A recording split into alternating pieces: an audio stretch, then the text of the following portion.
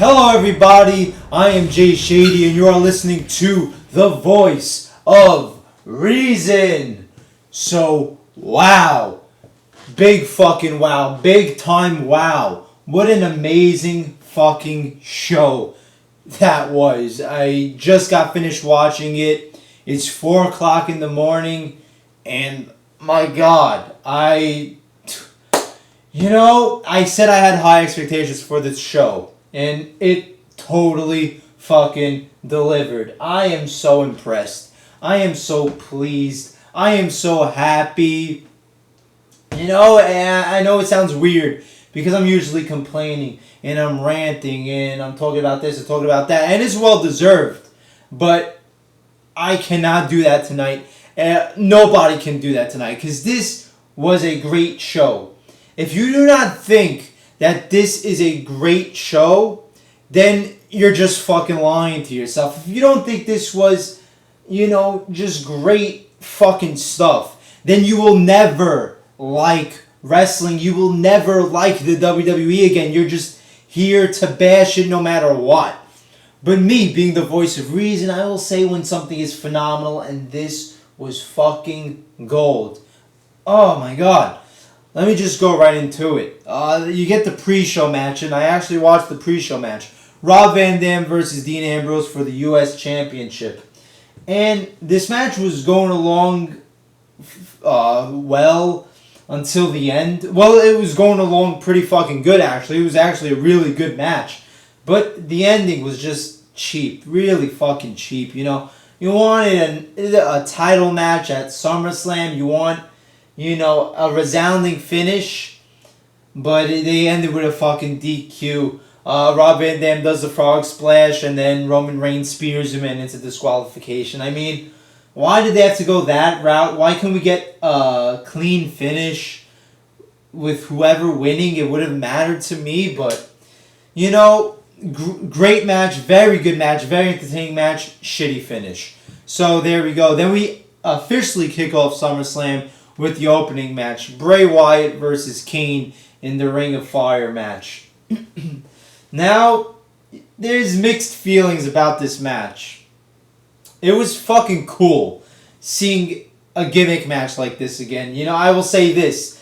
The top star of this match was the Fire. That shit was fucking phenomenal. I felt like I was watching Kane and The Undertaker Attitude Era shit with that Fire. It was like just different compared to the stuff that you get these days. And whenever they hit the mat, the Fire rises. It was awesome. Just different, unique compared to shit you get today. But and this match was going along fine until the ending for this one. And this was just 10 times worse than the ending for the Rob Van Dam match. Bray Wyatt's two followers, they get a blanket and they cover the Fire by the ring so that they could go into the ring, and they just start beating down Kane for like a minute or two. Bray Wyatt does his finisher and that's it. Why did you have to end it like this? It was just left you desiring something. I mean, because you're really trying to like the match because it's a fucking Inferno match, and then they end it with this shitty finisher. They just have the guys beat down Kane, 3-on-1 beatdown. Bray Wyatt does his finisher, and that's it. You couldn't just have had a one-on-one match with Bray Wyatt getting a clean win over Kane, or, why did you have to do this shit? It was just, oh, fuck. It was disappointing. It really was. And everybody was foaming at the fucking mouth in LA for The Undertaker to come out. How epic would that have been when they were beating down Kane before they got the pin? The lights go out and Undertaker appears, But you don't get that. Instead, you're left with a shitty fucking finish. Whatever. Not the best opening because of that finish. It really bothered me. Then you get Cody Rhodes versus Damian Sandow. This was a very entertaining match. I liked it. Very good. Not like fantastic or great or 5-star or anything, but very good match. It did end a little abruptly. You were when it ended, you were expecting like another 5 minutes. It kind of just ended. You wanted a little more time, but whatever. Cody Rhodes gets the Crossroads. I'm not even complaining anymore about this shit. Every time, for some reason, whenever somebody wins the Money in the Bank, they just have to get buried for a whole year. So this has been happening for so long, I'm not even going to complain anymore because it's just like a broken record. Why did Damian Sandler have to lose? Who the fuck knows? Why did WWE bury every fucking person that wins this briefcase? I don't understand. But Cody Rhodes wins, but it was a good match, entertaining. Then you get Alberto Del Rio versus Christian for the World Heavyweight Championship. And this was a shocker. This was an unexpected thing here. I expected this match to be good, but I didn't expect it to be really fucking good. This was a great match. If it wasn't for, the two fucking phenomenal matches we got afterwards, those kind of overshadow this, but on its own, this is a great match itself. A lot of fast pace, a lot of high impact moves. Just one of the greatest matches from both of these guys' careers. I can't remember many Christian matches being this fucking good. And Alberto Del Rio the same. This was a fantastic match. Imagine if this just had a good build up going into it, how much better it would have been. But even with the shitty build up, this was fucking great stuff. Alberto Del Rio gets the win with the armbar. Christian taps out. Great match. I didn't expect it to be that good. Then you get Natalya versus Brie Bella. This stupid Divas bullshit. Any other time, this match would have been 2 minutes tops. But because we have to promote Total Divas, the show, we have to have like a 8-minute match with this shit that's just boring. An 8-minute promotional tool for Total Divas. It's like, why couldn't this be on the pre-show and Rob Van Dam and Dean Ambrose be on the show itself? I guess E-Network Total Divas matters more than your United States Championship. It matters more than Rob Van Dam. It matters more than Dean Ambrose. Whatever. You do get some stupid shit in the WWE, so there you go. Natalya gets the win with the sharpshooter, I believe. Then you get, I'm going to say this match of the fucking year. It's this, either this or the Daniel Bryan and John Cena match, but I think just a little bit this one beats it. Brock Lesnar versus CM Punk. Now, yes, up until this point, Undertaker, CM Punk was match of the year, but this was better. There's no doubt in my mind that this was a better match. Brock Lesnar versus CM Punk. Holy fucking shit. Epic fucking match. It's like one of those matches that you will always remember the first time you watched it. Wow, just unbelievable shit, man. They made a no disqualification as they should have, as I predicted they would. And this, just minute after minute after minute just kept getting better and better and better. You had Brock Lesnar performing a nice little salute to Eddie Guerrero. He does the Three Amigos. How fucking awesome was that? I got chills watching that. Brock Lesnar giving a salute to Eddie Guerrero in LA, a very Hispanic populated area, LA. That was just awesome. Everybody chanting Eddie. I got chills from that. Brock Lesnar and CM Punk have full-on chemistry with each other. They have great chemistry. They work well together. The little guy versus the big guy. It was just epic shit. Brock Lesnar brought his fucking A game. His matches with Triple H were kind of left something to be desired. I was like, does Brock Lesnar still have it? But this match was fucking phenomenal on both guys' parts. You got some great fucking shit. A great powerbomb from Brock Lesnar. The fucking finish, the F5 was in. Before the F5, you got a great fucking counter with Brock Lesnar was going for the F5. He does it, then CM Punk reverses it to a front face DDT. CM Punk actually gets the GTS on Brock Lesnar, but Paul Heyman breaks up the count. Eventually, CM Punk gets his hands on Paul Heyman. Paul Heyman's being a nuisance throughout the whole match. CM Punk punches him in the face, gets the Anaconda Vice on him, then Brock Lesnar takes the chair, bam, hits CM Punk in the back with it, does an F5 on the fucking chair. One of the best F5s I have ever seen. He F5 CM Punk, spins him fucking like 5 times around, and CM Punk's face lands on the fucking chair. It was just fucking awesome. Brock Lesnar picks up the victory. Didn't expect that. I actually expected CM Punk to win this thing. But, you know, this is something that you could keep going forward with. You don't have to have a one-off match.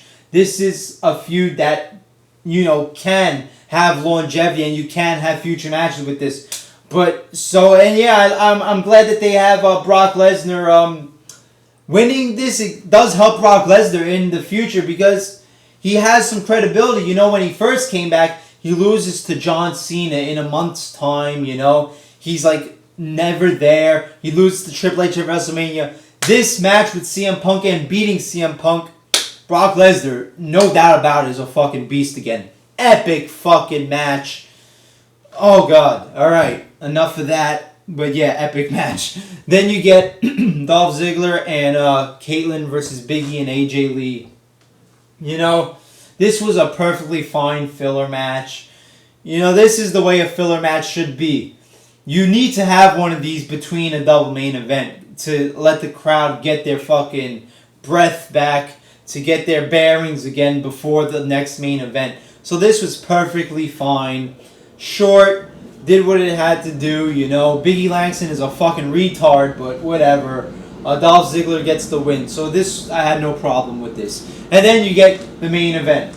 Daniel Bryan versus John Cena, Triple H as the special guest referee. This was another epic fucking match. Like, maybe a hair less better than CM Punk versus Brock Lesnar. It's just that CM Punk and Brock Lesnar had that, like, intensity to it. That Attitude Era style intensity that, you know, just reminded you of being a kid. Because when I was watching that CM Punk Brock Lesnar match, I was, you know, holding my breath for each long 2 count when the guys were kicking out of shit, breaking out of holds. It just had that vibe that only some matches could get, you know. But that's not saying nothing negative about Daniel Bryan versus John Cena. Epic fucking match.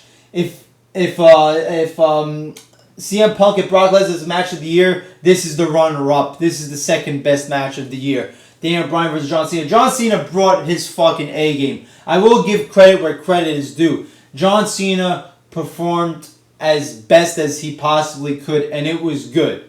It was good. I'm not going to bash John Cena in this thing because he definitely upped his game. And, you know, the eyes were on him because you have Daniel Bryan call him out, saying he's not a wrestler, saying he's an entertainer, and you have a wrestling machine like Daniel Bryan is. And John Cena brought it tonight. So there you go. Me saying a nice thing about John Cena. So that should make some people happy who hate me. But yeah, this match was fucking fantastic. I mean, you had reversals after reversals after reversals. You had John Cena countering a lot of Daniel Bryan's high-speed offense. The crowd was going crazy for this great LA crowd tonight. There was this one epic fucking spot where Daniel Bryan does a suplex off of the top of the rope, but he holds on fucking upside down. He holds on to the ropes and he gets the momentum, goes up and does the headbutt. That shit was fucking amazing. And he had another great spot with Daniel Bryan goes for a Hurricanrana from the top rope. John Cena holds his legs, fucking jumps down. It looks like Daniel Bryan almost broke his fucking neck. And goes into the STFU, and then they reverse into the Yes Lock. It was just thing after thing after thing. I felt like a 5-year-old kid watching this match. Edge of my seat. I was standing up, walking around my room. This is how wrestling is supposed to feel. You're supposed to be invested. You're supposed to have your breath taken away, on the edge of your seat, not knowing what the fuck is going to happen next, saying, oh my god, I wish we could just have another 5 minutes. Don't let this match end. Don't let this match end. And rarely could you say this, but tonight, WWE perfectly fucking pulled it off, and I'm so fucking happy. And the match ends. Daniel Bryan does this, like, knee-type kick to John Cena's face. The crowd's going crazy. Gets the pin. 1, 2, 3. Not expected at all. Did not expect that pinfall. The crowd didn't expect it because you could tell the genuine burst of cheers. Daniel Bryan, he played it off like he didn't expect it. It was just like, holy fucking shit. Epic fucking moment. And it was just beautiful. Daniel Bryan, WWE champion. You know, raising that belt, confetti. Yes, yes, yes. The crowd's going crazy. John Cena gives him a handshake. Great fucking match from both guys. Fucking, this is why I'm a wrestling fan, for shit like this. And I'm just saying, please, just let the credits roll. Let the credits roll. Show that little fucking logo in the bottom left-hand corner. End the program, and then Randy Orton's music fucking hits. You know, it's just, I just wanted Daniel Bryan to have his moment. But Randy Orton's music hits as a lot of people were expecting. But what we weren't expecting was how this shit played out. So Randy Orton comes down to the ring, and then he starts to walk away like he's not going to cash in. And then, while Daniel Bryan has his back turned, Triple H pedigrees Daniel Bryan. Randy Orton cashes in. Triple H counts to 3, and Triple H and Randy Orton celebrate. Randy Orton, the new WWE champion. Evolution is back. You know, I was expecting the Vince McMahon thing. Triple H backing Daniel Bryan. Vince McMahon being the one who uses Randy Orton to win the championship. But this was a swerve. Because people were expecting Randy Orton to do this. But the way they did, I don't think people were expecting Triple H to turn heel and align with Randy Orton. Now, would I have liked this pay-per-view to just end with Daniel Bryan being champion? Yes. Am I gonna just lie now and say this is the worst pay-per-view of all time because Daniel Bryan lost to Randy Orton? No. Am I upset with the ending? No. Am I pissed off? No. You know, now, I get it. It's the Breakfast Club. Triple H and Randy Orton reigning supreme, always having it to be about them. But we've got to think of where this is going. The great stuff that we could get. Now, believe me, if all this is, in the end, is Triple H and Randy Orton reigning supreme, believe me, I will be fucking just as pissed as everybody else is who is pissed right now. I will riot. I will probably stop watching. But I do sincerely believe this is Daniel Bryan's moment. This is just another challenge for him. This is just continuing his push. Randy Orton and Triple H. Daniel Bryan has to take up against Randy Orton and Triple H, the two top fucking guys. You know, how great of an underdog story is that? It's just, you know, think of the shit that Austin had to go through. Austin lost battles, but it was a great fucking war, and in the end, he'd win the war. And that's how I genuinely believe this shit is going to be. Daniel Bryan is going to lose battles. He's going to have adversity against him, all this opposition, and that's how it should be for a face. They're supposed to face all this opposition, lose all the battles, but eventually, Daniel Bryan will win the war and will get that belt back. Yes, I do believe in that. And for that, if that's where this is going, great ending. A lot of directions this could go. You know, a lot of shocks, a lot of mystery, a lot of surprises in store. I have no doubt about it. If Daniel Bryan is just buried throughout this whole thing, believe me, I'll stop watching, but I don't think that's going to happen. So yes, this was a fantastic pay-per-view. Fucking phenomenal. You know, if the opener just had a clean finish to it, you know, if you maybe had RVD and Dean Ambrose on the show, I would say this is the best SummerSlam of all time. But the opener, the finishing to the Ring of Fire match, did leave me with a bad taste in my mouth. You know, so I don't know if it's on par with stuff like SummerSlam 2002. But I'm not going to talk about that, because this is the greatest fucking pay-per-view in God knows how long. You can't ask. I don't care about improvement. I don't care about room for improvement. This is all I want. If I could get this on a month-to-month basis with pay-per-views, I will be fucking happy. I really would. That's all I'm asking. It's just this type of quality. Thank you. There we go. That's all I could say is thank you. You know, you think of where they were at WrestleMania 29, that horrible fuckfest, to this pay-per-view. It's like night and day, a total contrast. So there you go. There's my review. As you can see, I like the pay-per-view quite a lot. Yes, I will be there for the Raw review. I will be very hyped up for Raw, anticipating it a lot. Looking to see what goes on with Dan Bryan and Brock Lesnar, CM Punk, all that stuff. Yeah, there we go. I am Jay Shady, the voice of reason. Like, comment, subscribe, and I'll see you later.